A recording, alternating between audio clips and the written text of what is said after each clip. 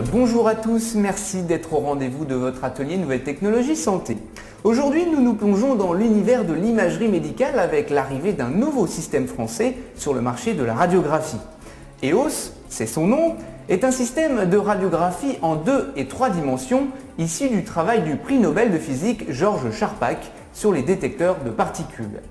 Avec 2 axes de prise de vue, il recrée une image 3D du squelette en position dynamique, c'est-à-dire debout. Une particularité qui permet une approche globale du patient en analyse posturale. Mais le point fort de cette innovation, c'est sans nul doute le faible taux de rayonnement nécessaire à l'examen. Les doses d'irradiation sont ainsi 10 fois inférieures à celles émises lors de radiographie bidimensionnelle conventionnelle et près de 1000 fois moins importantes que le scanner.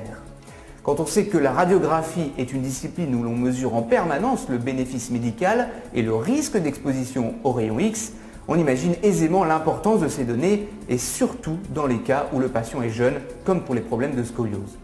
Dans les faits, grâce à un balayage linéaire, le système réalise 2 images simultanées en grand format à l'échelle 1 pour une restitution fidèle à l'anatomie du patient en évitant la distorsion de l'image finale.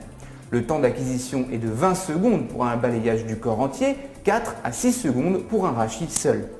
L'image 3D est quant à elle reconstituée en une dizaine de minutes et cette image en 3D permet d'observer avec précision les pathologies ostéo-articulaires. On observe par exemple que la scoliose n'est pas uniquement un problème de courbure mais aussi de torsion du rachis.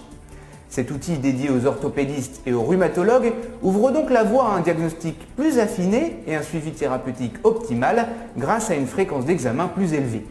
Le système EOS a obtenu le marquage CE en juin 2007. Il équipe déjà les services des CHU de Bordeaux et Marseille en attendant d'autres installations en 2008, notamment en région parisienne.